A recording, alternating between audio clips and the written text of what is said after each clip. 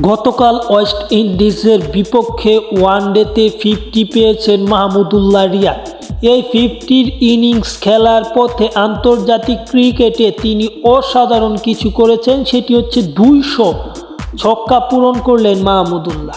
বাংলাদেশের প্রথম ব্যাটার হিসেবে এই মাইলফলক ছুঁয়েছেন সাইলেন্ট কিলার। গতকাল মাঠে নামার আগে মাহমুদুল্লাহ রিয়াদের আন্তর্জাতিক ছক্কার সংখ্যা ছিল 197টি।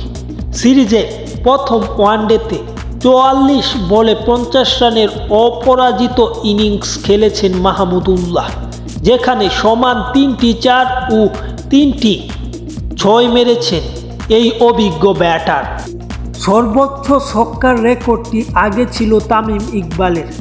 188টি ছক্কার মালিক এই ওপেনার।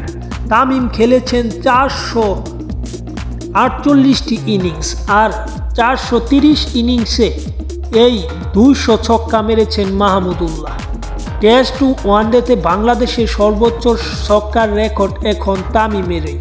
টেস্টে তার 41টি ছক্কা আছে এবং ওয়ানডেতে 103টি ছক্কা আছে। মাহমুদুল্লাহর ছক্কা এই দুই সংস্করণে হচ্ছে 24টি ও 99টি। তবে টি-20তে সবচেয়ে বেশি ছক্কার রেকর্ড আছে তার। তিনি 77টি ছক্কা মেরেছেন। এখন পর্যন্ত মাহমুদুল্লাহ